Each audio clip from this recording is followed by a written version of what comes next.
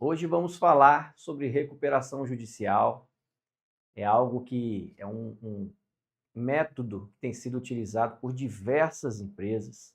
Nós temos empresas enormes, como por exemplo a Oi, que está se utilizando desse expediente pela segunda vez.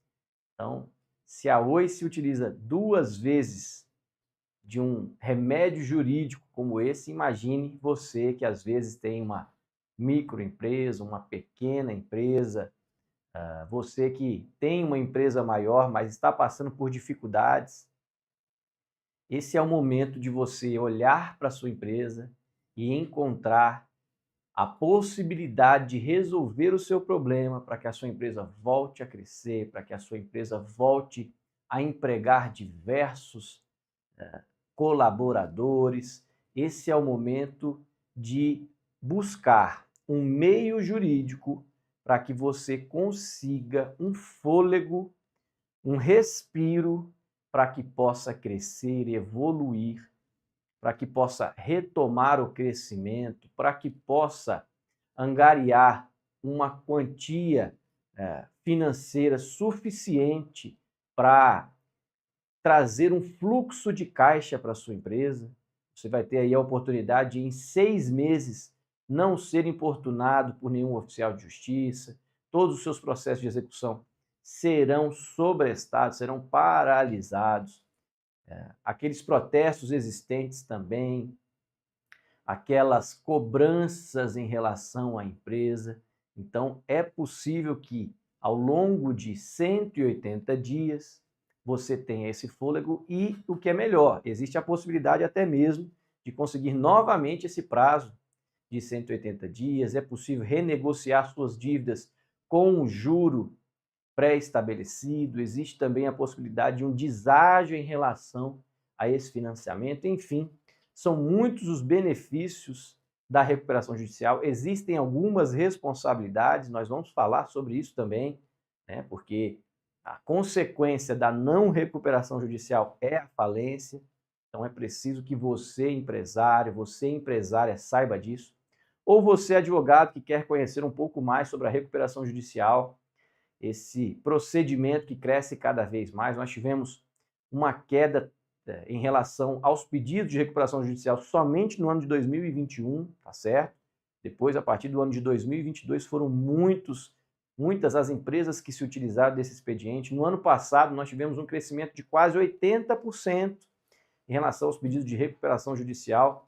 Temos aí diversas empresas do ramo agrícola se utilizando desse expediente, porque nós temos, às vezes, algumas empresas neste ramo que não conseguem ter certeza absoluta da lucratividade que vai apurar. Por exemplo, agora nós estamos enfrentando, todo mundo tem visto aí na TV, sobre a gripe aviária. Então imagina qual é a empresa que está preparada para uma questão tão sazonal como essa, uma questão que envolve terceiras circunstâncias, né, que é uma doença em relação ao seu produto, né, o seu produto final, que muitas das vezes se vende ainda quando é ovo, né, ainda se vende aquilo que vai se produzir daqui 6 meses, já está vendido. Né? Então, como é que essa empresa vai ter uma previsibilidade em relação a algo tão sazonal, realmente algo que não se imaginava? Por isso que na parte agrícola acontece de uma recuperação judicial vir por falta dessa previsibilidade, porque se prevê, por exemplo, que vai chover ao longo do ano e às vezes não chove, ou às vezes chove demais e se perde todo o plantio, se perde o gado, se perde algo que não se imaginava, algo inimaginável, tá certo? Então é importante você verificar que toda e qualquer empresa pode buscar desse expediente. Aquelas pequenas empresas podem buscar de uma maneira especial. Há um artigo ou vários artigos da lei que fala sobre a recuperação judicial de maneira especial. Nós vamos falar aqui sobre os prós, sobre os contras, mas eu tenho certeza que esse expediente pode mudar a realidade da sua empresa, pode fazer com que ela evolua, que ela cresça.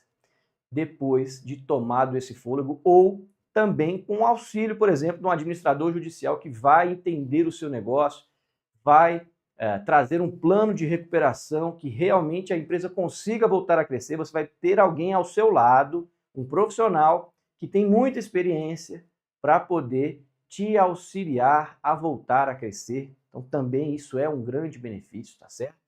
Mas o que é mais interessante? Normalmente, o empresário, a empresária, vai buscando créditos, vai tentando empurrar com a barriga, imaginando que no mês que vem o faturamento vai melhorar, que no mês que vem as vendas vão melhorar, que no mês que vem virá uma maneira para que a empresa cresça da noite para o dia. E ele vai sempre encontrando um método de resolver o problema do dia. Então hoje eu preciso de 30 mil reais. Vou ali e busco um cartão de crédito, busco um cheque especial. Eu preciso aqui de um investimento de 150 mil reais. Realiza lá um empréstimo, traz esse capital para a empresa, mas acontece algum problema externo que se perde esse valor, ou às vezes se toma este valor emprestado, mas o valor da parcela corresponde a 20%, 30% do seu faturamento, e você não estava preparado para isso. Normalmente, quando se toma empréstimos pelas empresas, existe ali um período para que você comece a pagar. E aí você imagina, olha, vou começar a pagar só daqui 6 meses.